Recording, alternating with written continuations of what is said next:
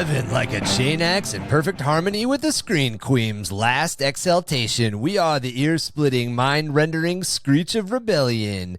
Here's 665.66 UHMR Chemrat Radio.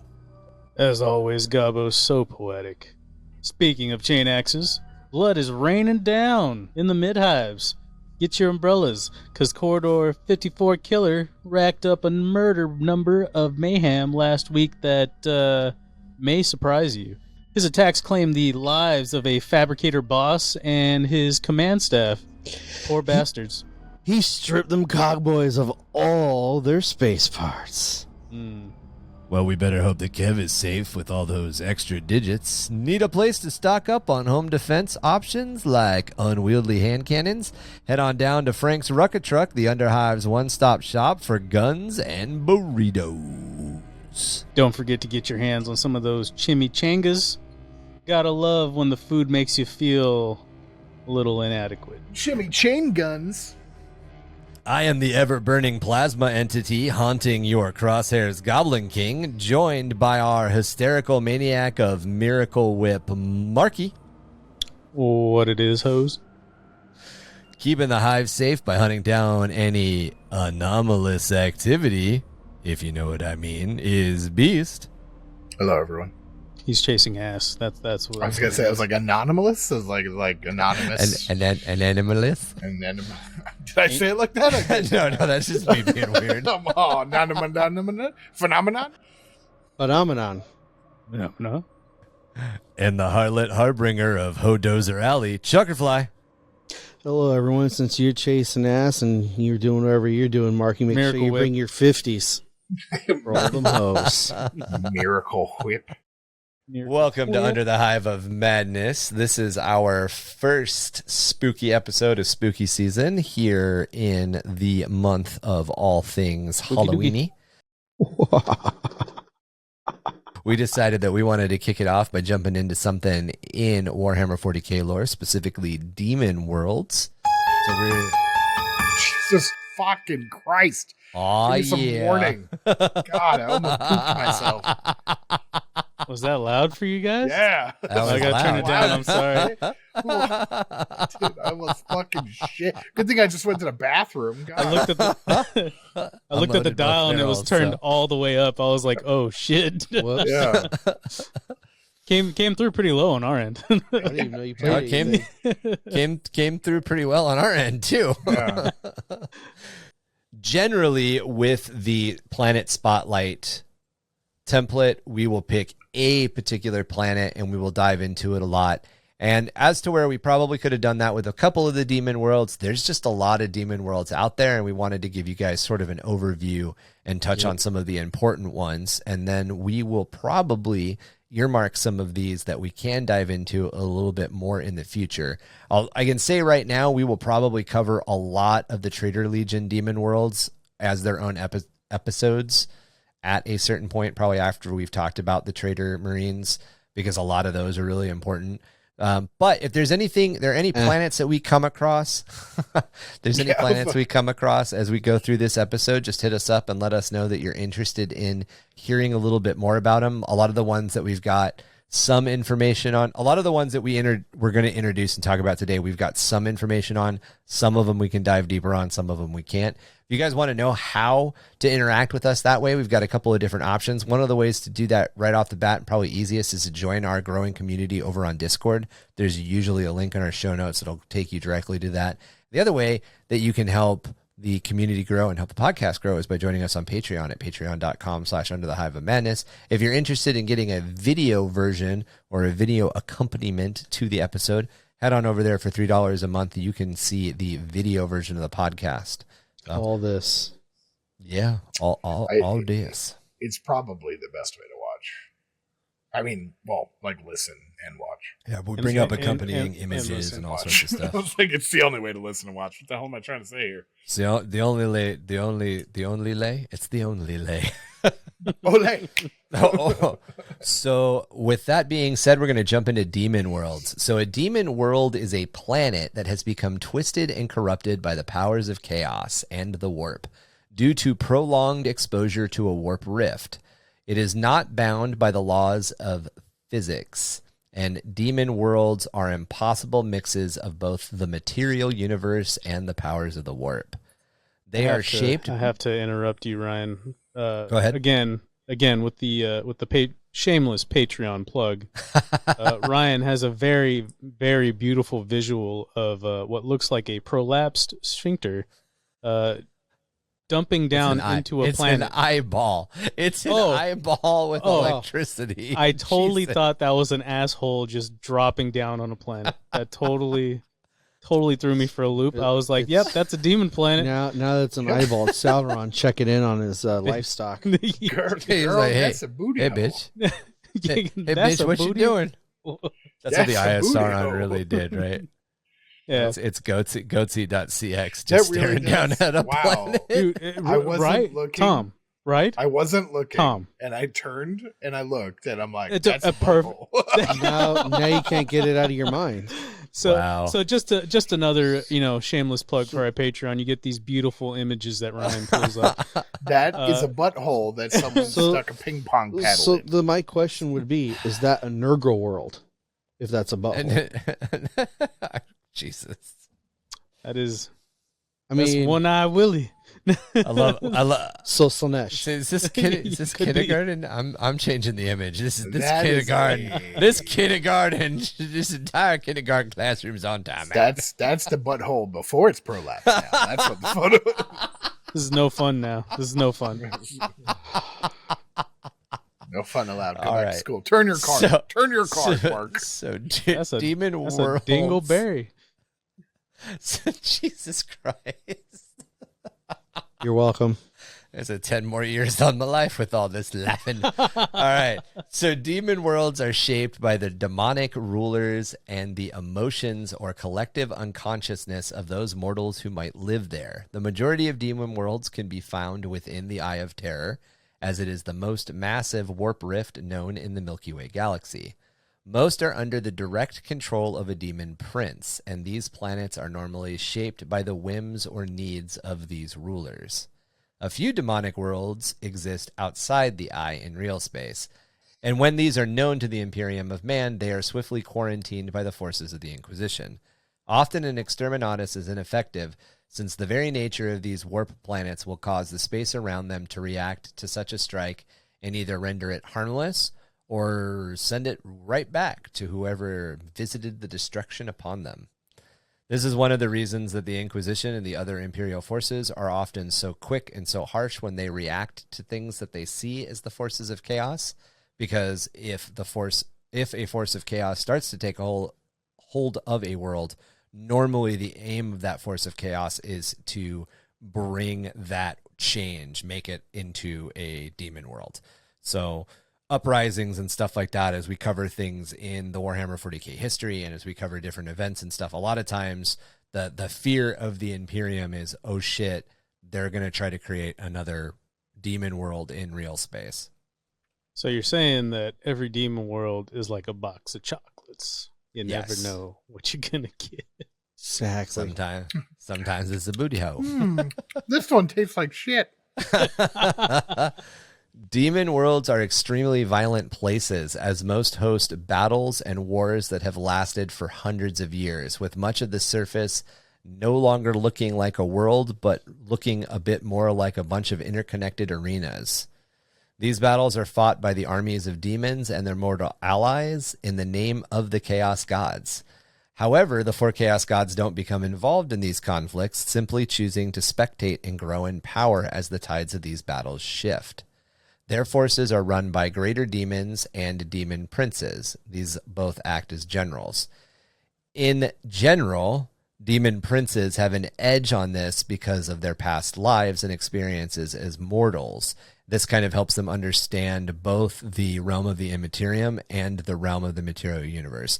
So a demon world isn't fully in either place. It's in both at the same time. So, try to think of that like a lot of the MCU-ish fights is sort of what this conjures in my mind. I can't remember. I think it's Nightcrawler attacks a bunch of people at one point, and he's just like blipping in and out of existence as he like fights an entire room.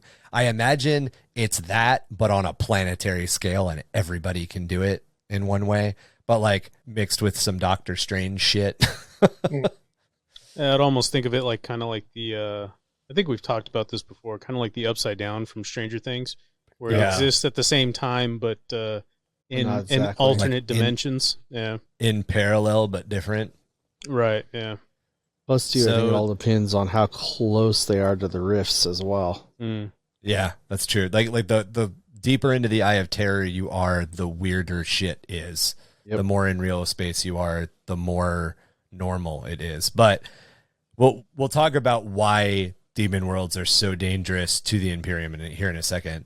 Success in these conflicts is counted by the numbers of planets that each god controls. When a demon prince conquers a demon world or consumes a world that exists in the physical universe and converts it into a demon world, their patron god will often gift it to them as their world to rule. It is when this conquest is complete that a demon prince will reshape the world to their whims and desires. So these changes aren't necessarily happening all the time unless their desire is that it happens all the time. And just because they win and they're granted rulership of the planet and they make these changes doesn't mean that another battle is not going to start like 5 minutes later. The Chaos Gods are constantly fucking fighting each other. These planets change hands a lot. Some of these planets change hands a lot. Some of these planets have been in the hands of one particular demon prince for 10,000 years. But you can't. Where am I going with this? I don't know. Being on a demon we never world, know. Not even I know. I really wish you did know. I really don't. In a book you once read. Come on, hit us with the book. Quote unquote. Now, I mean, it's really got to suck living on one of these planets. Like, can you imagine just being in a constant state of war for what seems like forever, and then for no reason either. For no reason. Like, can you imagine being like a cultist on this planet? It's like you don't get to just. I mean, I was going to say you don't really get to do that in the Imperium either. Just sit back and chill. But I can't imagine living on one of these planets as a chaos cultist. Like, that would suck. I don't know what would suck more, being like a slave to the Imperium or being in a constant state of war with chaos. Like, what would suck more? Do you get benefits? It depends on your chaos god. Yeah. And it depends on you in a lot of ways. See, I would say Imperium. I would say the Imperium's better just because there's women. I mean, there's Slanesh. Constant state of sex. Yeah. I mean, there are still people being born on Daemon Worlds. So, yep, man, that's got to suck.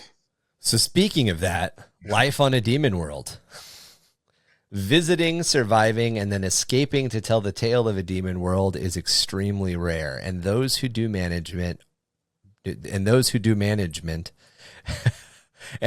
who do manage it are scarred by the high costs often paid by their very souls. The very physics of these worlds is pure chaos. Tales of being hounded by relentless demons over ever-changing landscapes where rocks might bleed or even scream if you trip over them or pick them up are common. Being forced to witness the horrible death of loved ones and friends repeated over and over before your eyes, or being constantly confronted by your greatest fears is also common. In some cases, mortals of these worlds might need to mentally or physically reassemble their bodies every morning upon waking up. How anyone can manage to survive on these worlds is a mystery. However, some demonologists theorize it might be that the demon princes that rule these worlds actually need the continued influx of mortal emotions in order to power the worlds they live on. Or it might be that those who have managed to survive against all of these odds are just the most capable and strongest that the evolution, the Darwinian evolution can conjure. In either case, those mortals who do make it out often say that the lucky ones are those who died swiftly. While some demon worlds are firmly in control of one of the gods, most exist in a flux of constant warfare. Even in the cases of a world that is not currently being fought over between the dark powers, there is not really peace. Lesser demons fight and struggle amongst themselves to carve out their own miniature kingdoms all across these planets. So even in the ones that aren't like war grounds between two gods are still fucking war grounds. Since the classification of Demon World is given to a planet that has been in real space or was in real space for a chunk of time, there have been times when the Imperium has found reason to visit them. Agents of the Inquisition or the Adeptus Astartes might be tasked to recon a world, retrieve lost relics, or hit hard targets that might have strategic importance in a current military conflict. It is on these rare occasions that the survivors of a demon world can be found with their sanity and even their souls still intact. These rare individuals have withstood horrors of the warp few can even imagine, and because of that, they offer the Inquisition a unique set of opportunities. While they are always quarantined and interviewed in extremely controlled environments, they are not only reliable and stable sources of information on the enemy and the warp itself, but also assets that can be trained and later used. These survivors' skill sets often make them dangerous but potent acolytes for an Inquisitor's warband. Their steel willpower and abilities to deal with the punishing mental and physical extremes of their demon worlds are countered, however, by their extremely dark humor, their off-putting mannerisms, the fact that most of them have waking and night terrors, and the constant threat that they have already been consumed with too much corruption. Demon worlds were once created and governed by the laws of nature, only having become what they are now through some sort of cataclysm. They are a permanent island of the immaterium that exists somewhere in real space. Because of this, demons can move freely from the warp onto a demon world unhindered by the normal challenges that's placed on them anywhere else in the universe. So this is the big danger spot. You know, well, we've talked about warp travel before. We've talked about the warp itself. We've talked about Geller fields. We haven't gone really deep into the technology, but in general, things in the warp are stuck in the warp, and things in real space are stuck in real space unless they do something to break that barrier. Faster than light travel is one of the things that breaks that barrier. The Geller field, it's not the Geller field. I can't remember the name of the engine, but there's an engine that the Imperium has access to, which is capable of ripping a tear between real space and the warp. And then they activate a Geller field and the ship travels through the warp. And as long as the Geller field is stable, the ship is fine inside the Geller field and they pop back out. So when they make that rip initially to enter and they make that rip at the other side to exit, those are a place where demonic entities can come out of the warp into real space, but they can't last for very long unless they're anchored to something in our world, which is why demon engines of the Trader Legions are so important. So in order to anchor larger demons into the world, they'll actually like fucking build them into war machines, into like plate armor and stuff like that, because then they're anchored here. The danger with a demon world is that demon world is just like an open door. It is a constantly existing open door. Fully corrupted. So in back and forth movement with no fucking restriction. So in this book I was listening to one time, the rogue trader is tricked by a demonette in disguise, and I believe the guy was human. He was just not so much corrupted by. I guess he was corrupted by chaos. Not so much. He still looked human, but he was kind of like the. What would you call it? He was like kind of pulling the demonette around, influencing people. Mm-hmm. So an influencer. Yeah, if you will. Twitter or Instagram? Instaboner. That's what apparently that demonette did to you. Tinder. Grinder. Bumble. Grinder. So the demon. Don't make me hit you with this picture again, okay? Oh my god, it's in my face. My one eye. My one eye. That's the demonette and this guy. So the demonette and this guy basically influence this guy to like come with him because they keep giving him this drink that's like super addictive. I kind of talked about it before, but the drink is essentially the life essence of a person. Nice. Like gelflings. Yeah, yeah. And every time you drink it, you like have an orgasm. Essentially, Nice like callback. that's basically how they. What? Where is the shit? Yeah, tell me about it. Right? Like, let me get some of that dolphin jelly. That's so Dolphin jelly. so Oh they my god, dude. they're like, hey, dope. the only way you can get more of this drink is if you come with us. And he's like, yeah, sure, definitely. Let's all drink it together then. Yeah, right. So they take them, but they actually take them through like a warp storm. And when they take them through this warp Right. storm, they end up on a demon planet. And I believe his Gellerfields weren't up because he said when he got off his ship that his ship had completely mutated and changed color. So they looked back and he's like, yeah, my ship was now like all these ridiculous like shapes and all these bright crazy colors, and we were on a crazy colorful planet, so it was probably like a Zinch planet or something. Slanesh. Yeah, I mean it could, yeah, maybe, yeah, in excess, right? Yeah, excessive color and shapes. And then she changes into a demonette and like does all kinds of crazy stuff, and they try to suck the life essence out of this guy. She lets him put it in her butt, you know. Yeah, crazy stuff. Well, Yeah, I mean, there's- depends on who you are.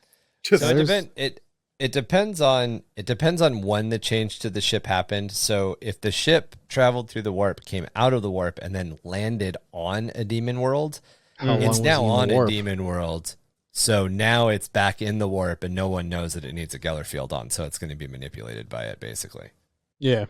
So the Yeah, but it change was may pretty not have interesting. happened. And yeah, it's cool. There's a relatively old and like quasi famous Demon World book. I think it's called Demon World, to tell you the truth. In the Black Library, and when I say old, I mean like this is like this is pre Horus Heresy. This was one of the books that existed before the Horus Heresy was like a thing. And I know there's a bunch of books that fall into that category that we talk about, but there's not a lot. The Horus Heresy was really like the opening of the floodgate.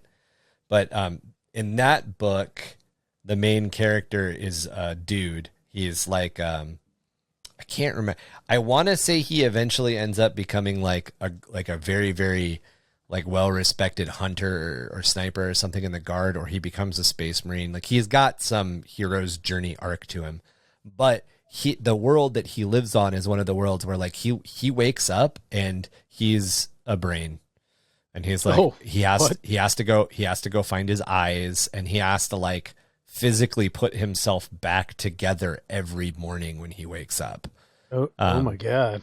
and he's just trying to travel from like basically the little tiny village that the story starts in to like the city, so he can like get into a portal to get off the world to a different demon world. Like he doesn't even get away from a demon world. He just goes from one demon world to another. But it was pretty interesting. So when I was doing the basic research and going through the old Black Legion book and the old Zinch book, not Zinch book, the old Thousand Suns book, the like 5th and 6th edition splats for some of this info, I was like, oh shit, I totally remember that book. Gave me a minute. So what you're telling me is being on a demon world is like taking a horrendous amount of shrooms. Yeah, pretty much. Can be, yeah. Hey, don't joke about that, all right? I'm just saying that's what it's like to be on a demon world. I don't Yeah, think I did that. I mean, like, Well, I don't know. I've been on a horrendous amount of shrooms, and I still think it would be worse. Yeah, there's a couple of the older books I've read too, and one of the ones is so like Lysander's whole thing is like he disappeared for over 1,000 years, Right. and then pops out of the warp, and here he is. A few years ago, they actually came with a book telling that story. Well, Okay. he gets sucked into the warp to an Iron Warrior's stronghold that's on an Iron Warrior's demon planet. Oh, fun. Every single representation of the Chaos Gods and other stuff was on that planet. He actually finds this is how badass Lysander is. He fights his way out of enslavement, he's got no armor on. He's just a loincloth. That's what's up. Finds dick. an Inquisitor's Grimoire and is beating demons with it, and he uses that book. The power of Christ compels. Exactly. He's just beating Well, the shit and out what's of people interesting with a about the book, there was an Inquisitor that had gone on that planet. It was the story of that Inquisitor. he actually runs into an acolyte that the Inquisitor had. Well, the Inquisitor was doing deals with demons. He's on the Slanesh part of the world and gives up his acolyte, his female acolyte lover, for the Slanesh part of the world to let him go. Well, Lysander runs into this acolyte after she had been drug away and described as the big burly, demon princes, carry her away. And here she is now. She's her own demon prince. Really? Yeah. Yeah. So that book is kind of interesting. It's like a little bit of everything on the world. That's pretty crazy. Yeah. And that's how beating the most shit out of. Oh, sorry. I was gonna say beating the shit out of demons with a bibliography. Is it bibliography? Biography? Bibliography. Grimoire's a Bible, man. Biblioteca. Biblioteca.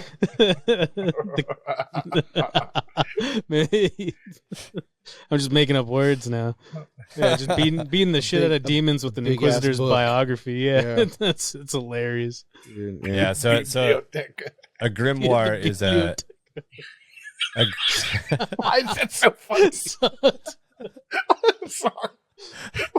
¿Dónde está la biblioteca? La biblioteca.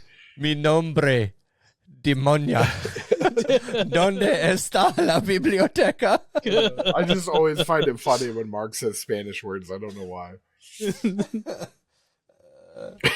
Oh, God. So that was your Spanish 101 lesson for today.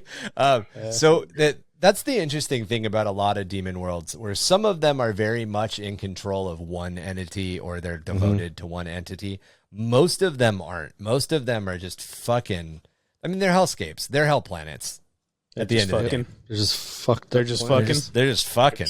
They're just fucking. Damn, Ryan. It's straight fucking. Demon Worlds, there's another famous instant of a Demon World where there is an entire... I couldn't find it in book, in research. I could only find a couple of like spotty links to it online. But I want to say I do definitely remember coming across it in one of the books, so I'll keep looking for it and try to find it. We'll probably bring it up in the future when we circle back and talk about demons or orcs. But there's one demon planet where there are orcs on it, and the orcs are just constantly fighting Khorne. And the orcs fucking love it because they're constantly fighting, and Khorne fucking loves it because the orcs are constantly fighting. Yeah. So my question to that, does that book, because there are books that I've read that tie into each other with the same authors. Right. Grey Knights. So I don't know if they've had more than just the 3 books, but there's one where the main character, Alric, I think is the name, he ends up on a Khorne demon world where it's just a gladiator world. So all the princes and upcoming princes all have their own gladiators, like armies of gladiators. That's dope. Basically Planet Hulk. Yeah, right. and on that planet, there's an indigenous species of like these weird insectoids. Well, the group he's part of, Alric, the gladiator slaves that they have, there's orcs. And the orcs, the way they describe them, act a little bit different. They're not just all, we're fucking orcs, how they put them in books. They're actually organized. And the boss that's with them makes them all practice on their downtime to get better so they can live. So at the end of the book, Alric wins because he's a Grey Knight, yay Imperium. Yeah. The whole planet's in turmoil. The orcs walk away with the insectoids to go back underground. So I wonder if somehow that ties into like an original story of like, well, here you go. There's an original story. This author took the idea. Now that's how that Khorne planet has orcs on it all the time. Huh. So there's I can't remember, and this is why I wanted to find it, because you're right that there's a big component to that story where so the way that it works is essentially they had this big fight, and all of the orcs are slaughtered by the end of the war because the Khorne bloodletters are going to win. There's just more of them than there are the orcs. Well, the first time that the battle ever happened, the demon prince of Khorne that's in charge of that world was very impressed by the orcs' fighting prowess. And he basically, he told his boss, or his bosses, watched or whatever. And it's very hazy as to whether or not it was Khorne himself who did it or if it was, one of his underlings. But essentially, somebody was impressed and was like, well, they fight good. Let's resurrect them. And they resurrected all of those orcs. So it's Groundhog Day. The orcs wake up the next day and they go right back into the same fight. And what ends up happening over time is the war boss catches on to what's happening. The war boss starts to realize that he's fighting the same battle over and over and over again.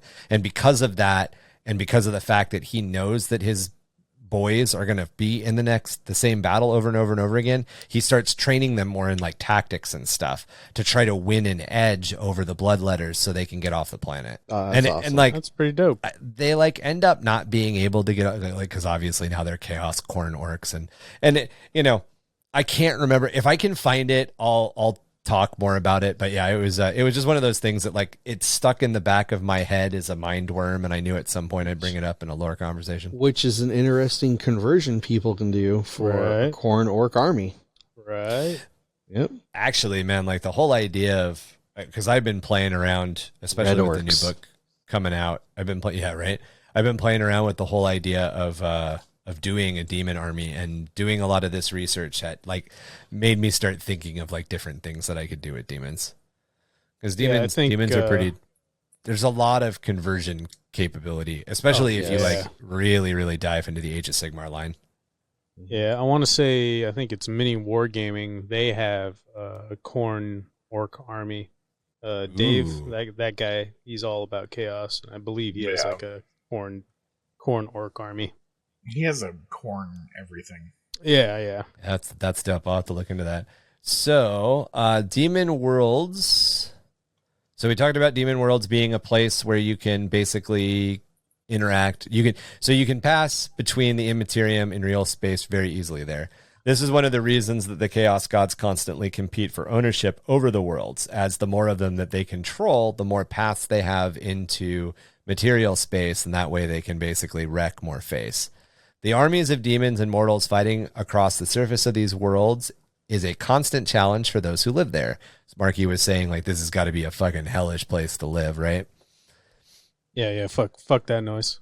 This grinding conflict is referred to as the Great Game, and it's the driving force to ever greater feats and deeds that the mortals that fight on either side strive to, all so that they can stand out a little bit more in the eyes of their patrons. Since demon princes can change the world to match their desire if they win it, no two demon worlds are alike. One might have boiling lakes and oceans full of viscera, while another might be shaped into a grinning skull visible from millions of kilometers away in space. Mortals on these worlds serve chaos in two different ways. As a man... Fodder. Yeah, as the manpower needed for the fodder in the armies of chaos that can be trained up and then be used to invade the material universe. Through their very actions and emotions, they are also constantly feeding their patron gods. So even while they're training up and like, a survival of the fittest thing, the mortals who survive this fight and survive the next fight and survive the next fight. You like that? Did you say survival of the survival of the fisting? The fittest-ing. I mean, come on. Survival of the fisting. It's a Slanesh planet. It's a Slanesh planet. Both of us were like, what? I tried to turn fittest into a verb. Yeah. Yeah. So going through the process of survival of the fittest, they basically eliminate the chaff. They fodder out the chaff, and they end up with these like just fucking crazy ass warriors. And then those are the guys that end up streaming onto battlefields. And if you've read any of the fiction, or if you read any of the fiction, depending on the story, depending on the author, at times these chaos cultists are they give Marines a run for their money. So it's this pressure cooker that breeds those cultists. The other side of that equation is that the entire time they're fighting, obviously, like their emotions and their actions and their deeds it's just a feedback loop. So, for instance, if it's a Khorn army, if it's a Khorninate fucking crusade group, every time they kill somebody, it feeds Khorn. Every time they win, it feeds Khorn. If it's a Slanesh group, every time they, slowly snip off each of your limbs in like coordinated combat, they're feeding Slanesh. And or you insert their dominance. Insert that, yes, right. Insert, not assert. No, the insert. dominance. Oh, That's what I named my blade the Dominance, and I'm going to insert it into as many of you as I can. I'm inserting my Dominance. It's the guys that we've talked about so far. These are the ones who are crazy, brave, and brutal enough to get out of the slave pits. So, Everyone else, every other mortal. Go ahead. Well, I got a question. So we know how Yeah, Nurgle yeah. would be too. It'd be the ones surviving disease and rot and all that and being rusty. What is Zinch? Like, how do they just rolling dice? always It's changing. change. They're just It's rolling always dice. changing. Always changing. What's what I mean? What's the So- change? Scenery. Well, I mean, the dominant ones. How do they become the demon princes of Zinch? So if you're plan a ahead. demon, Tricky. if you're a demon, yeah, it's all about tactics and trickery. And then like a Zinchian planet probably isn't going to stay, depending on what planet it is, probably isn't going to stay very stable. Like it's going to continue to draw its power by infighting happening more, because it's a Zinch is the Game of Thrones. Game of Thrones. If you strip out a bunch of the shit and you just watch all of these dumb people at the top battling over that stupid chair, that's Zinch. Okay, there you go. Throwing kids out of towers and whatnot. Yeah. Hey, it's a legitimate strategy, all right? Yeah. That's corn too. Yeah, it's changed. It's So life you changed. you're saying the Zinch that's stuff the is a thing. little bit of everything. And that's the thing. Like, if you really look at it, right? Korn's entire thing is blood for the blood god, murder everything in a straight path for the glory of me. Well, that's a level of hedonism, so that feeds Slaanesh. If you're murdering everything in a straight path, you're changing the regime, that feeds Zinch. If you're letting blood flow and you're causing things to die, they're going to decay, so that's feeding Nurgle. And then you just take the next god down. Okay, so now we're talking about Slaanesh. So bloodletting is hedonism, which feeds like you just every single thing that you can do, they all feed each other. It's all a giant feedback loop, and that's why they call it the game, the great game. So Zinch would be like, "Oh look, I'm going to kill you. Oh, just joking. I got you in the arm." So you change their idea what they're going to do. it's like a circle. It's like a circle. It's like a circle. Comes back on itself. Yes, Marky. It's like a circle. It's like a circle. So you're going back to the artwork that we saw at the beginning with the butthole. It's like 51st Dates. It's like a circle. Yes. Okay. It's like a circle. Oh, that fucking movie. Don't talk about that movie. Why Such not? bullshit. Like That the movie's third such time. bullshit. This is the third time he's brought it up, and like Rob a Schneider week. is amazing. All I right. don't watch chick flicks. How Dude, dare it's you. so bad. She never remembers. I just called you. She Oh, it's never that remembers movie. him. Okay, now that he said that, I remember what movie that is. It's Yeah. the first dates. Yeah. Yeah. It's Adam Sandler. Man. It's like a circle. all right, cool. So the people who fight on these planets and move up in the ranks and eventually become warriors that will attack other planets in the galaxy are the lucky ones. They're the ones who've managed to escape from the slave pits, prayer gangs, and black manufactoria, and earn a place to fight in those armies. The rest stay yoked to the chain of slavery. These slaves are rewarded by the bitter twists of chaos, learning to love the lash and becoming frenzied with pleasure as they reach ever new heights of self-sacrifice, competing to outdo each other in self-mutilation, bloodletting, and other pursuits of pure hedonism. Dope. For as many slaves that toil in the demonic foundries, just as many, if not more, are gathered into planet-wide prayer hordes, whipped into frenzied prayers and sacrifices, both of themselves and those around them, just to feed the growing power of the dark gods. So that's the dichotomy of mortals. You're either a fighter or you're a slave. And if you're a slave, the greater chance is that your entire mode of existence, your entire reason for existing is to be like in the worst mosh pit in existence. That's dope. So notable demon worlds. As we mentioned up top, a lot of these demon worlds do have a lot more information about them. So if there is a demon world that you guys are interested in, please get in contact with us and let us know what that demon world might be. And you guys, as I go through these, if there's something that you don't feel that I covered enough, just let me know and I'll try to give you a couple more details on it. As long as we cover So the the- first planet. That's just saying. we're covering your planet. It is not the first one because alphabetically it's not first. Damn. So the first planet we're going to talk about is Anthrax or Anathrax. This is a demon world located within the Eye of Terror and devoted to Nurgle. It's a lush but pestilent planet covered in a forest of giant bulbous fungi. These fungi are made up of puffy-eyed heads that cough and sneeze gray mucus, which corrupts anything it touches. Fun. That sounds amazing. They're mushrooms, but they're people's fucking heads. And they cough on you. And they cough on you. The Iron Drake Space Marine chapter was corrupted on this world, becoming the Grey Death Warband, becoming the Grey Death Warband of Heretic Astartes. The Judged and the Argent Hammers were also corrupted to the service of chaos on Anthrax and renamed themselves the Talons of Anthrax. It's fitting. Its planet's name is Anthrax, and it's a Nurgle world. Anathrax? Very metal. Anathrax. That's so weird. Anathrax. There's an extra A in it. So the next one is Bulwark, a demon world found in the Hadex anomaly. There's no way to say that without sounding vaguely drunk. Hadex anomaly. Used as a bastion for the forces of chaos to launch attacks into Jericho Reach. Bulwark is currently claimed by the worshippers of Khorne. Is there a description on the planet? There is. Would you like to know more? I click yes. You click yes. Yes. I would like to. So Bulwark was once a proud fortress world guarding the original Jericho sector, capital of Varanus. It was claimed by the worshippers of Khorne.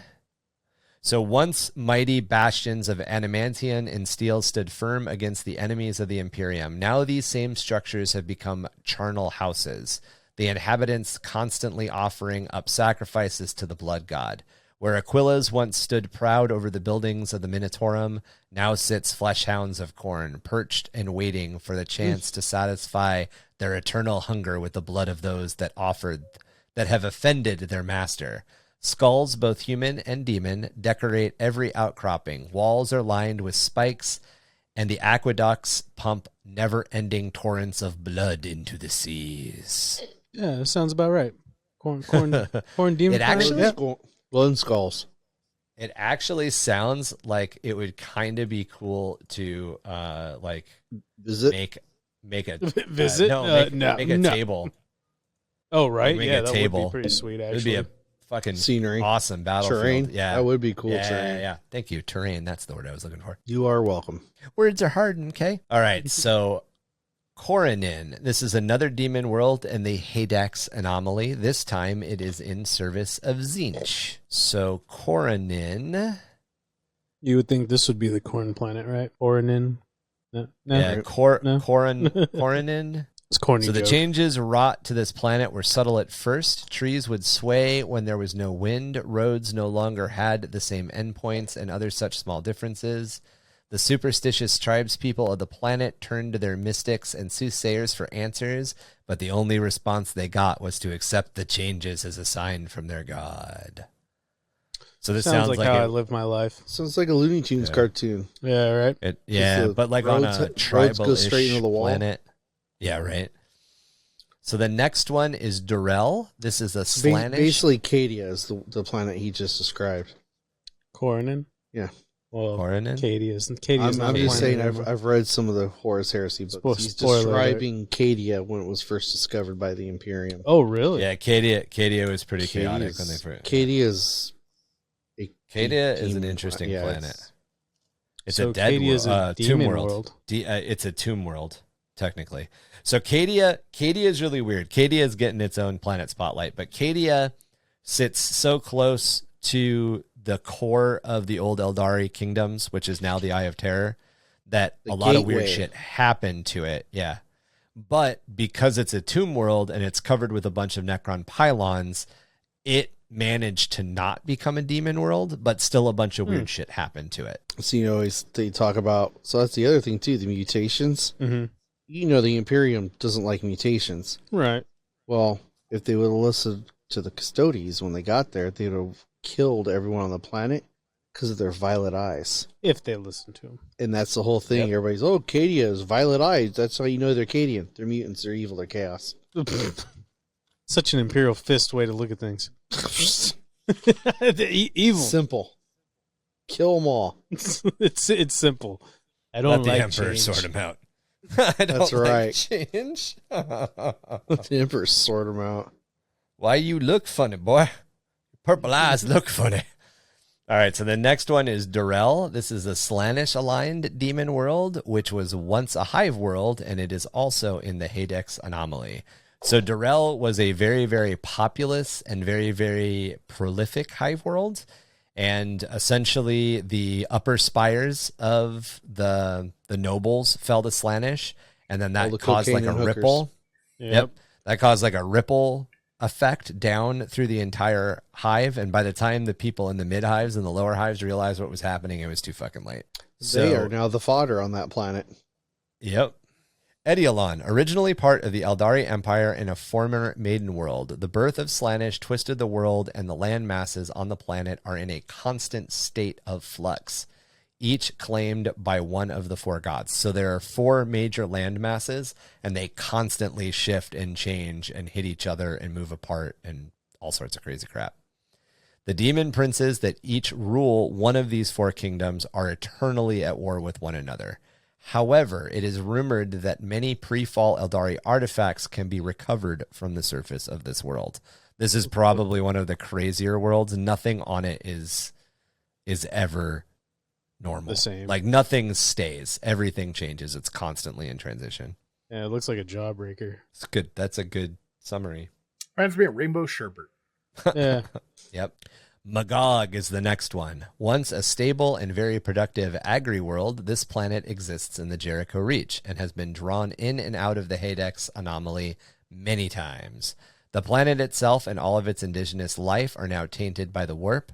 Rivers, once filled with water and fish, now flow with blood, and the land itself seems to breathe in and out. Ew. The mountains of the world also don't follow the normal rules and will migrate across the landscape at a whim. Even the plants that the population eats have turned carnivorous and may attack you at any time. The Stigmaratus cult actively recruits from the planet's population, and the Trader Marines are very, very active in and out of this system. It's kind of inferred that the Trader Marines are also recruiting from this world. That straight up sounds like a death world. You know, like mountains that move on their own and, you know, vegetation that eats It's a death demon world. you. Yeah, right. If you could mix two more fucked up things, you know what's more fucked up than fucked up? That's fucked up. Yeah, pretty much. A death demon world. I don't know. There's something about moving mountains that doesn't really sit well with me. No. Yeah, Right? I know, It's right? like- Like you go to bed and they're in one place, you wake up and they're in the other, or worse. It's just You're- sitting there. It's all. It's just outside your bedroom window when you wake up in the morning.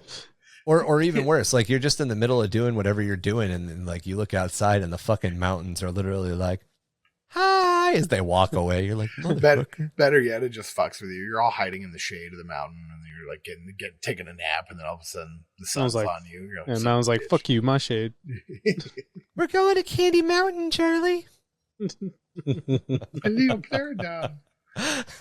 Malium is the next planet. This world was the first homeworld of the Sons of Horus, but was abandoned after the Legion Wars. So, we will get a lot more into this in the future, but the Sons of Horus, when they ran into the Eye of Terror, they found this planet. They hid Horus's body on it. They built a giant mausoleum, and they basically protected that mausoleum with their lives. During all of this, Abaddon was super pissed at everything that had happened, and he was basically like, fuck you guys, and he wandered off. When he came back, the planet was under siege, and Fabius actually stole Horus's body, and that's what Fabius used to make a bunch of clones of Horus.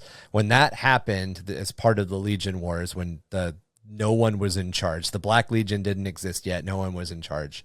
The planet was basically abandoned because of this. There was a bunch of wars and fights that happened on it. It's essentially a dead mausoleum. It's a demon world, but it's a dead mausoleum world at the same time. After all of that shit, Abaddon killed all of the Horus clones and destroyed Horus's body and was like, we're fucking done. We are no longer connected to this. It's over. We are now the Black Legion, and shit changed. And we'll get into a lot more of Malium's history when we talk about that stuff. But Malium was the home world of the Sons of Horus originally, and they turned it into like a mausoleum planet. Like, what do they call it? That the Imperium calls them? So the Saint World? Not a Saint World. Tomb Worlds. Not a Tomb World. Tomb World is Necron. God damn it. Sanctuary World. They're called There Sanctuary you go. Worlds. Sanctuary World.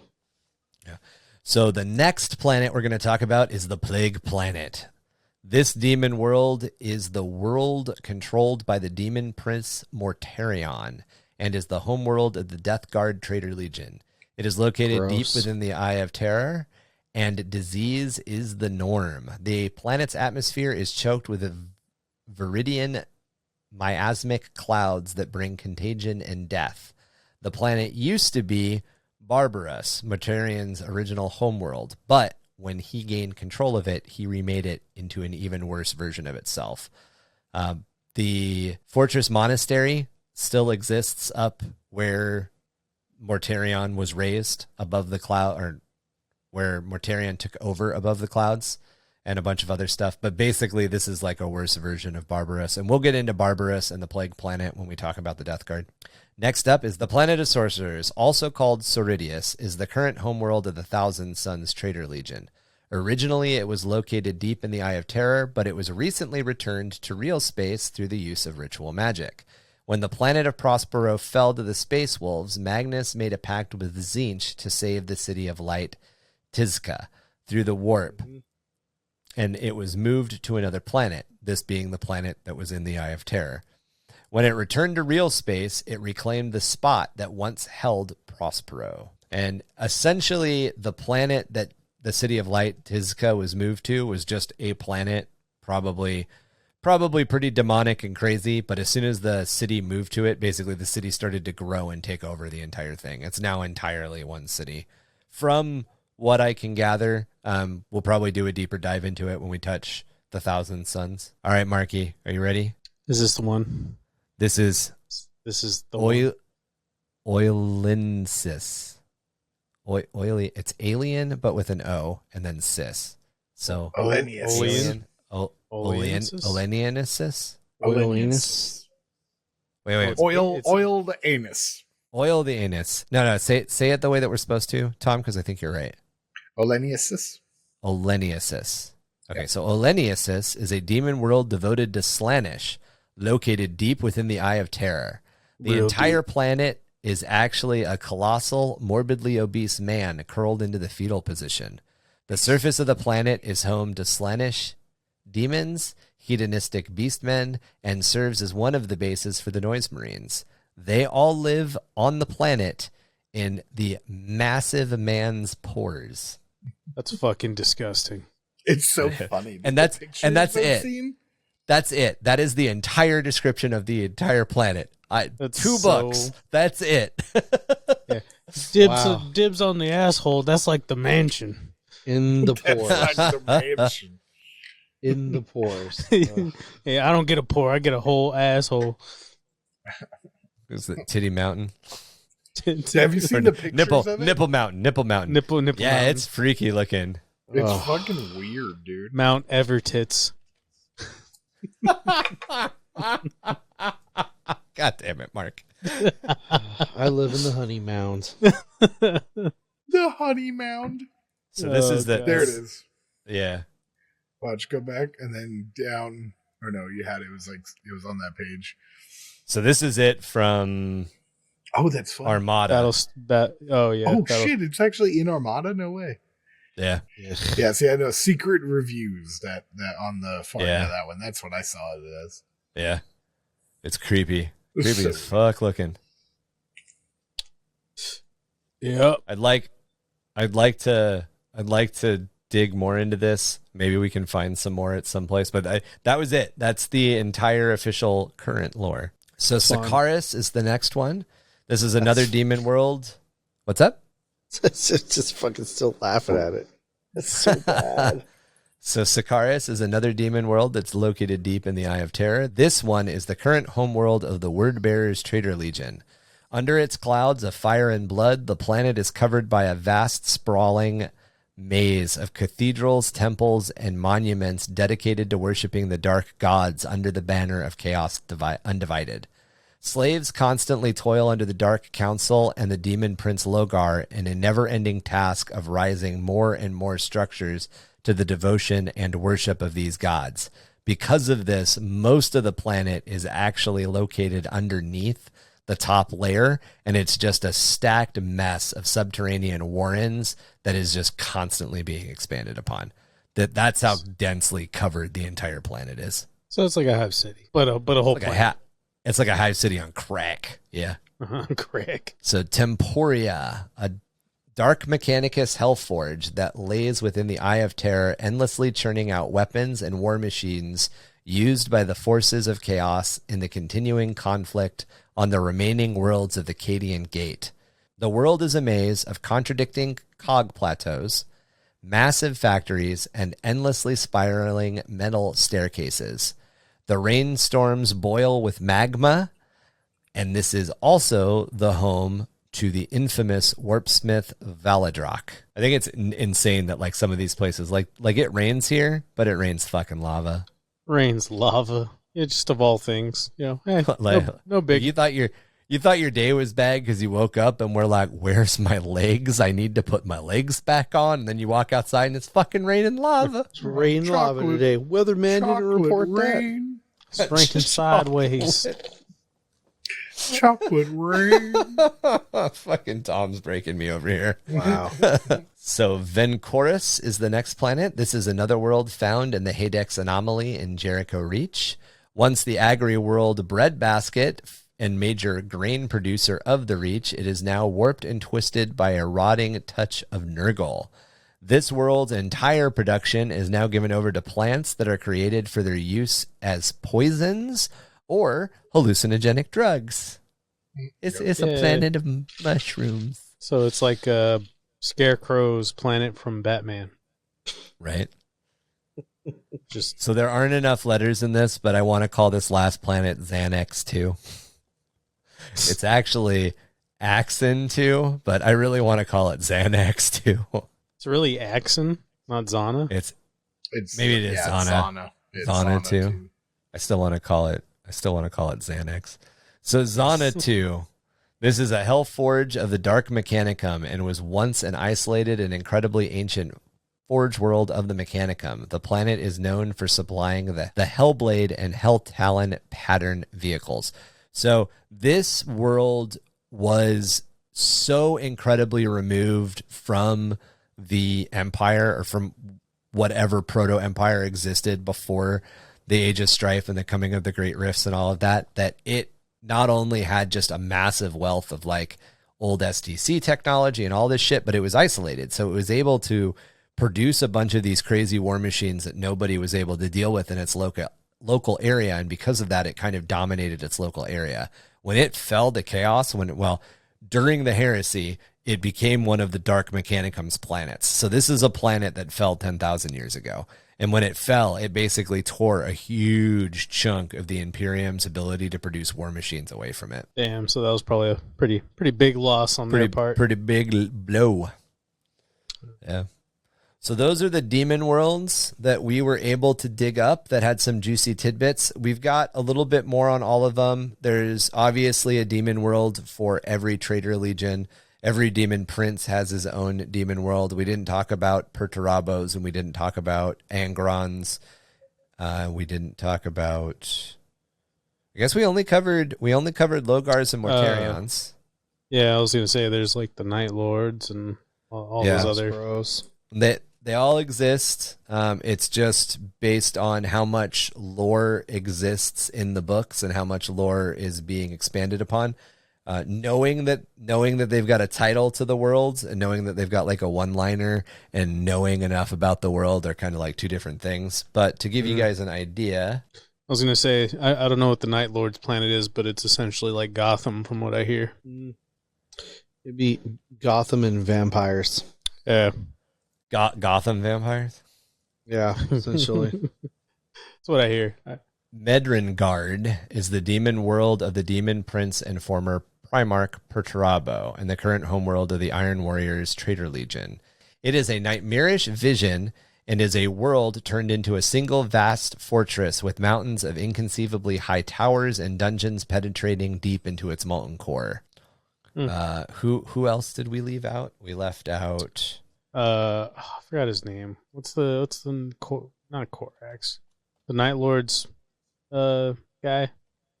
Conrad Cruz. Conrad, yeah, Curse with a Z. You have to say all this with a British accent, so Tom's got to talk. He's not a demon prince. He's dead, so he may not have a world. You're just talking about the world dead. he's from. Yeah, he's not dead. a demon prince. Yeah, he dead. An He died. assassin killed him. Oh. No, an assassin didn't kill him. The assassin finally got to him and was like, "Hey, bro, I'm here to kill you." And Conrad Cruz was like, "I knew you were coming, and since I'm such an edgelord, I'm gonna let you win because that's what an edgy guy would do." And Night Lord players will tell you that, and I'm like, that sounds really dumb. Sorry, Marshall. I let him kill me because that's what an edgy guy would do. I mean, How do you really feel about that one? Fucking A, dude. talked about the Sons of Horus planet, and that guy got wiped from existence. So I would assume that Kurz's planet's probably still around or something. They don't have the Night Lords. The Night Lords do not have a demon world, or at least if they have a demon world, it has not hit a book yet, other than like a one-liner here or there, or just initially the 30K lore about it. Yeah, their planet's probably one of the ones that actually got like destroyed after the heresy. Ooh. That sucks. Sucks to suck. Sorry. I think Angron doesn't have an actual world currently, and Fulgrim doesn't have an actual world currently. But that could just be, again, we're going off of the books. I'm going off of the books and the sources that I've got at hand, and the books and the sources that I've got at hand are there's the a lot primary of books. demon codexes and the splats from like 6th edition. So as we do more research and as we dig into the Traitor Legions themselves, we're going to go back and try to like uncover and go into their demon worlds in more detail anyway. So hopefully we can find little kernels, because it would be great to hear. I mean, it would be great to find out the planets that they claim and all that crap. And we definitely know that Angron and Fulgrim have influence on different demon worlds. They just don't have a demon world, essentially. I think Angron wants to make Armageddon his demon world. Yeah, no shit, right? He's tried to take it over enough times. Yeah. Fucking get in line. Yeah, right? It's the Orcs world. Can't have it. I don't know. Seats taken. Seats taken. It all goes back to Slaanesh every time. It does. I don't care what anybody says. It always goes back. I kept being like all fantasy. I like the fancy fantasy. I like quick fantasy talk.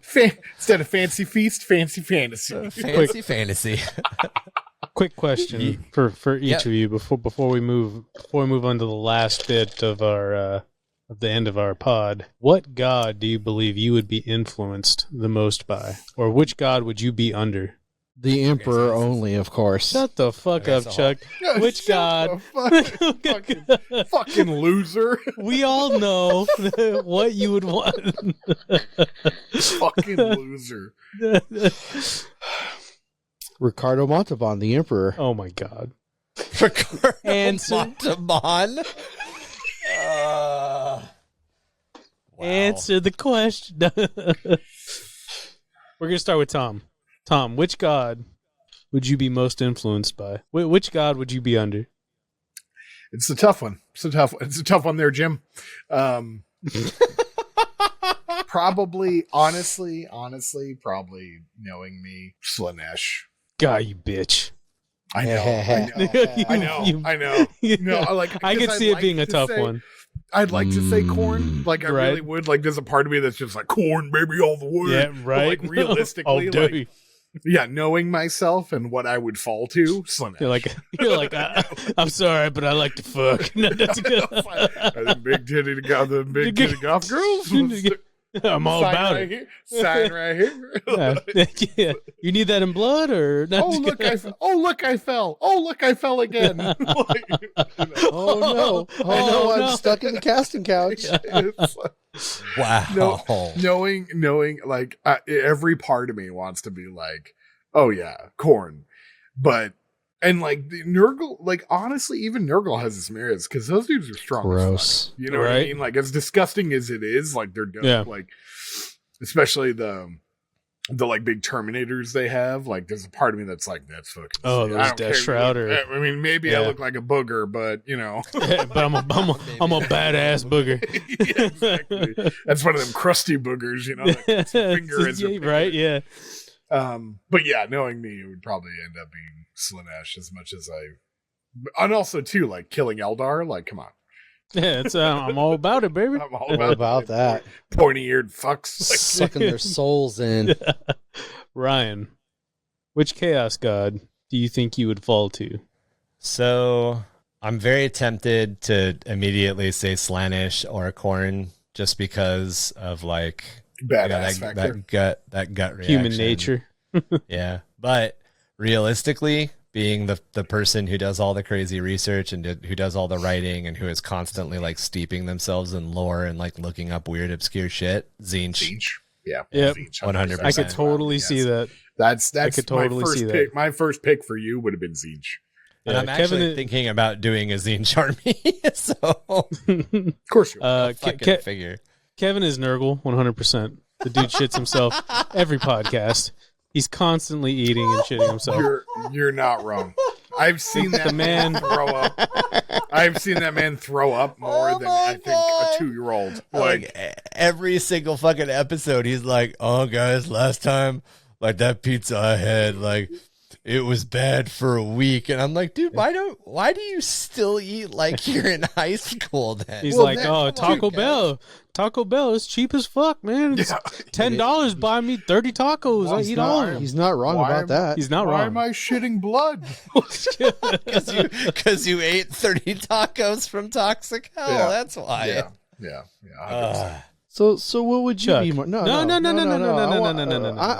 the I- obvious choice. I asked the questions here. Son of All right. Ryan comes with the knowledge. Oh. I ask the dumb questions. All right. I'm the leader. I ask the questions. Chuck? Look at me. Look at me. Look at I'm me, in huh? charge now. I am the captain. Chuck, who would you fall to if without a doubt, it would be Slaanesh. just falling on dick? I'm just Just no, falling see- on dick. See, big guy, remember Falling on it's dick. as that guardsman really sees it in their mind, so it's not dick. It's the old sculpts. It's the six titty monsters running at you. Yeah. Yeah. So I ain't gonna lie. And plus, like the stuff I've read about Slaanesh, it's like So badass. that's like pretty. There's old artwork I've seen before too that I really thought was really cool. Mm. And it's like how Ryan was talking about the one planet. It was the higher ups. You know, all the elite and powers fell first. Well, the artwork is like more of a fantasy or feudal world. Mm. Big old couple giant fat dudes, and they're like tossing money at a demonette. That's what's up. That's me and Chuck. That's how I picture. That's me and Chuck.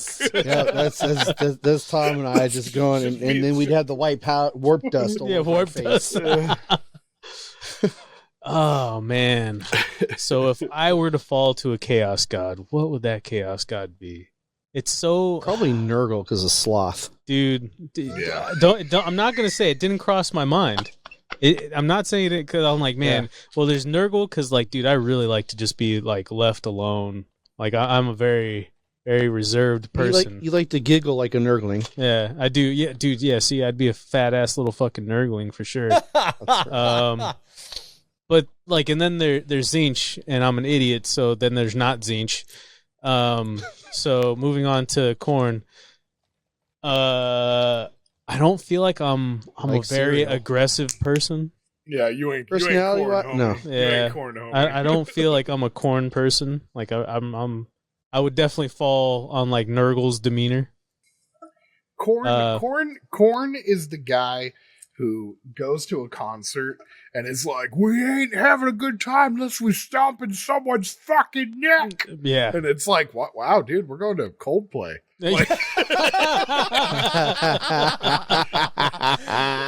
Dude, Bieber opened up for these guys. Chill out, like 2%, man. I was gonna say like Evanescence is opening for them. This is a Coldplay concert, man. Like Calm fucking down. stomp them. Fucking Gwyneth Paltrow's right there. But I'm definitely a person of excess. I'm fat as fuck. On top of other things, so I would say. So what you're saying is that me and Chuck are those guys tossing money, and you're the one on the pole. Probably Yes. Probably. I do have a fat ass, so You're all. There- I am a dump truck. You are- You are thick with a C. Two of them, 3 maybe, depending on who you are. Well, at least you'll be in good company, man. Yeah. So it's either that or Nurgle. If I have to choose one, it'd probably be Slanesh. Dude, Nurgle's got some merits. Not gonna lie. As gross as it is, they got some gross. merits. Yeah. You know what I mean? It's more the demeanor, like slow and purposeful kind of thing. Yeah. Yeah, well, I mean, my thing is, out of all the demon armies you can be a part of, at least with them, you're kind of survivable. Yeah, right. You know what I mean? Not just gonna get plowed like a demonette. Yeah, you're not like Yeah. T-shirt. You know how, Or not you're just doing wearing the a plowing. t-shirt. Inserting dominance is what they refer to it as. Inserting dominance. Dominance. I like that. Yeah. Yeah. So I would probably, if I have to choose Slanesh. If I don't, then I'd probably lean on Nurgle. It's all you motherfuckers. It's all you motherfuckers at this club, like making a bunch of noise. But the club is actually my house, and I'm like, shut the fuck up, I'm reading. And Kevin's always on the toilet. But Kevin's He's just always blowing it up. just shitting in the corner. This is the worst Winnebago that anyone has ever designed. It's the Wannabango. and if anybody had to ask, Rugen is just Nurgle. Oh, straight up. He even has a tattoo. So Does he really? Yeah, That's his awesome. tattoo has a Nurgle symbol on it. So yeah, That's awesome. that's the easy one for him. Yeah, it's either the emo Nurgle in the corner, or I'd be the demonette on the pole. So if you were awake, you'd go to Slanesh, and if you had fallen asleep and fell over, you'd just let Nurgle happen. Yeah, 100%. Yeah. See, I would say I'm exactly at that 50-50, depending on the temperament I'm in at the time. Between Like, Khorne and Slanesh. If I was mad about something, it'd be Khorne. If I wasn't mad, it would be a Slanesh. Just literally those two, 50-50. Yeah. Depending on what moment I'd be in. Yeah, I agree. I'm of the same temperament. So here's a follow-up question. Just because we're already on it, and now I'm kind of interested. Uh-oh. If you were to play an army, if you were to collect and play a demon army, which one would you go for? And how much of the Demon World stuff that we just covered and the hobbying opportunities that it kind of brings up would influence your choice? Khorne. Yeah, I was going to say badassery, Khorne. What I would Hobby? like to do, probably Slanesh. Hobby, Slanesh, badassery, Khorne. Yeah, see, that's both for me, Khorne. I Because Khorne has a lot of demon engines in it, and I'm all about that life. Bloodthirsters are just dope. already have Slanesh and Yeah. hobby. It was it was lore and the hobby. I wanted to paint them different, Mm-hmm.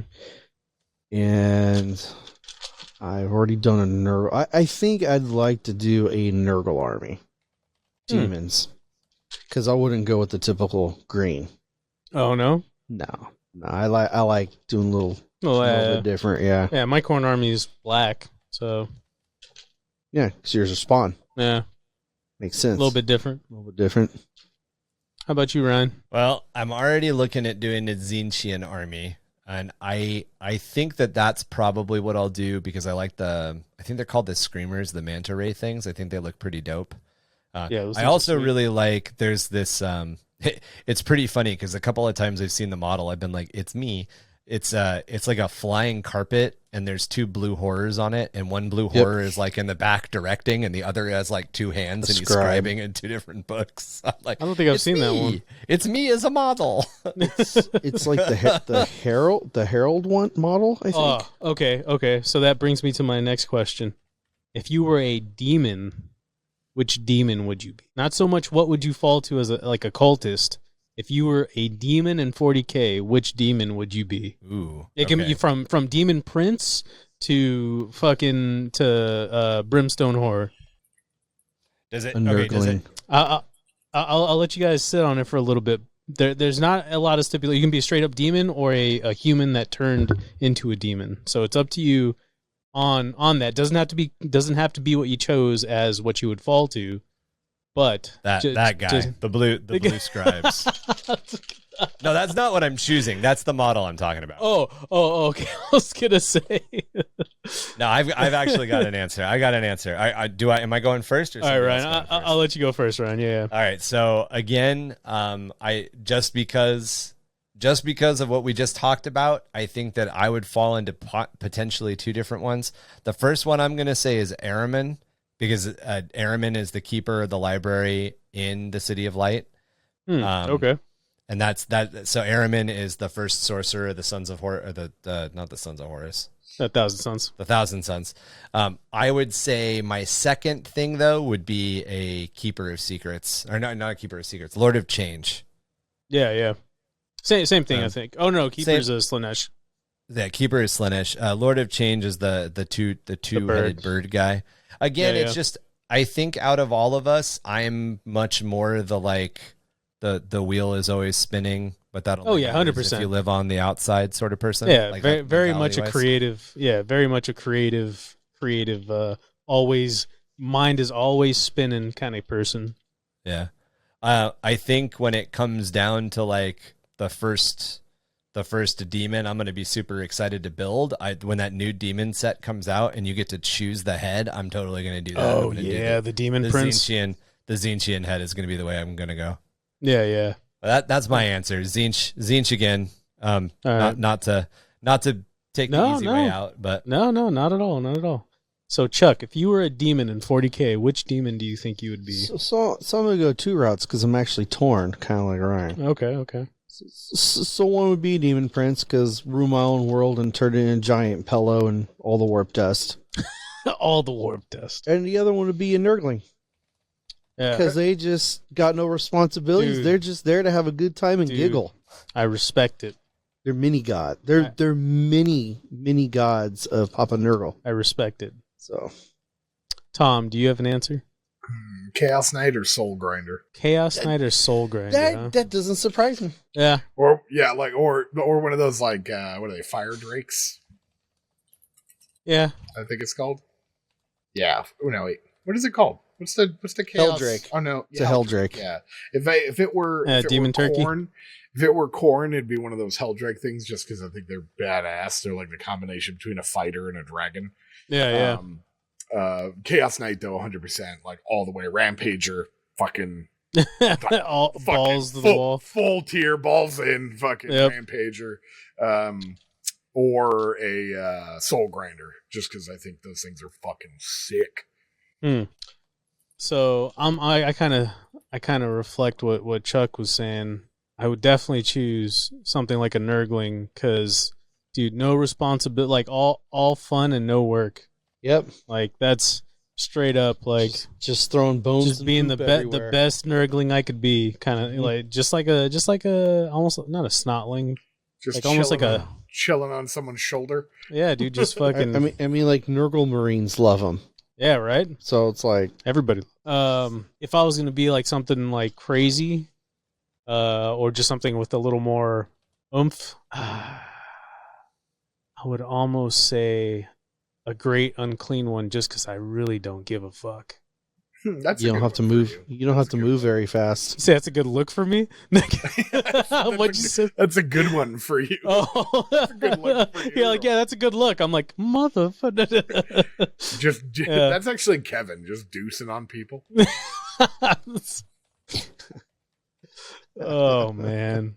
Nah, Kevin's like the little fart bag that floats around. I forgot. What's the bloat drone? He's a bloat drone. That's Kevin. Those things are sick as fuck though. Oh, they're sick. Yeah. Model wise, those things are so sick. Yeah. They also just like shit on you. Yeah. So, literally. Yeah. So good times all around. Chaos Knight, dude. Rampager. Yeah. Balls deep. That's what I do.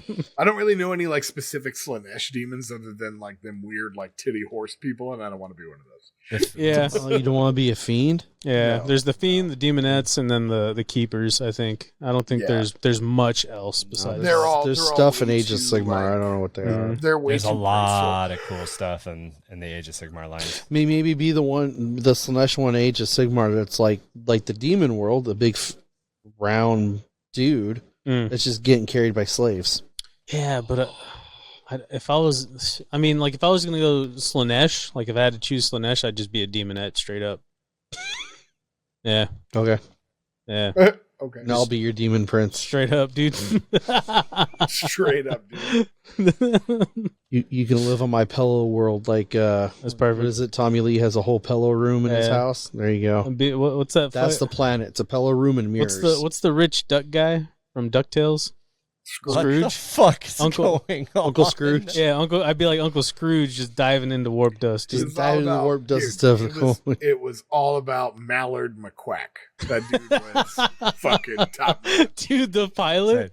Join us for our next lore podcast, all about DuckTales. Dude, Woo. best shit. Woo. Oh my Man, God. I wonder what that's on. Is that streaming anywhere? I'm gonna watch it. Dude, I doubt A it. shadow, instead of a shadow over Innsmouth, it'll be a shadow Yeah. over. What was the pilot's name? What was his name? Tom? What, Mallard McQuack? Was that the Mal- pilot's name? The bear? Yeah. Oh no, that was Bear. that's Baloo. That's Baloo. Yeah. Tailspin. That's Tailspin. Oh, am I getting my shows mixed up? Oh, My- DuckTales is on Disney Plus. Oh shit! They got Darkwing Duck on there. You remember that Darkwing guy? Duck. Yeah, that shit was fucking. That Mallard McQuack was in that too. Yep. Yep. Alrighty. Mallard McQuack. Oh I my God. am out of questions now, fellas. Now Ryan can officially close us up when he is ready. That- But That motherfucker had a strong beak. yeah, strong.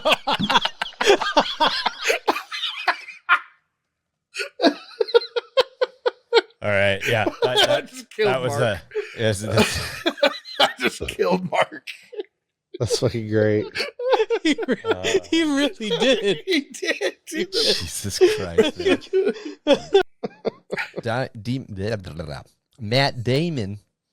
That's the Demon World we didn't talk about. Matt Damon. Matt Demon. Matt Damon. Matt Damon world. Hi, how you like the sound of damn apples? Applesauce, bitch. Oh, bitch. So Demon World descriptions can be found in more than a few places, often in the Inquisition related books or in the books that deal with like the Grey Knights and other stuff that targets or specifically deals with demons. But as we dig and dive deeper into the lore of the Traitor Legions, we will explore many, many more Demon Worlds that we come across. We are rushing headlong into our month of spooky, and we will be back with some Loris Obscurus goodness for you guys, some horror short stories, and even some world building for all of you lovely people. So keep your ear holes ready and willing. Want to get a hold of us to ask us any questions about the Demon Worlds we talked about here or suggest a Demon World that we missed? You can email us at underthehiveofmadness@gmail.com or jimdarkgaming@gmail.com. Become involved with us a different way by joining our Discord community. We have lots to share in all things Warhammer 40k, from the lore to the hobby side, and even from time to time, we look at the current tactical state of the game. We also love to talk your homebrew lore, how to world build, and how to creatively write. If you have something to share, that's the place to find us and ask us all about it. You can also find us online with our website or follow us on Twitter, Facebook, and Instagram. We have links to everything down in our show notes to make it as easy for you to find this as possible. If you liked the show, please help us by giving us those ratings and reviews wherever you get your podcast fix. Our home is Spotify and Anchor FM, but we aren't strangers to Apple Podcasts, Google, Stitcher, and many, many more. If there is a platform we're not on that you love listening to, please hit us up and I will try to figure out how to get us up there as quickly as possible. We have some goals over on our Patreon. We're trying to grow to 30 members currently so we can bring on an editor a little bit more officially. You can help us with that goal and help us with our second goal, which is quarterly giveaways by joining us at www.patreon.com/underthehiveofmadness. All Patreon members get access to a video version of our podcast episodes.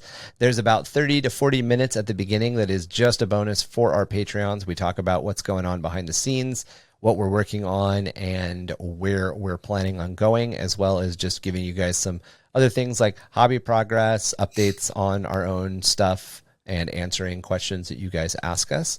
At higher levels, you get access to polls and questionnaires that help us determine the future, or help us determine the future of the podcast. And at our top level, our $9 level, you get access to some PDF content and some art content that you can use to print yourself out some awesome things like objective markers, or even get involved with the role-playing stuff that we're developing and releasing. If any of that stuff sounds interesting, please go ahead and check it all out over on Patreon. Tearing through the remains of the studio bathroom's door, at least until the chunks jam up our chain axe of justice, pointing out the red rum served up by the Corridor 54 killer, and here to warn you that the call is coming from inside the Habstack. We are the Restless Dead of Justice, 665.66 UHMR Chemrat Radio. And we ain't going nowhere. Keep those Vox dials set and find us next time. Same ratty-ass attitude, same ratty-ass frequency. Keep up a strong chin. It's like they always say, if you find a four-armed emperor in space, don't give him back his machete.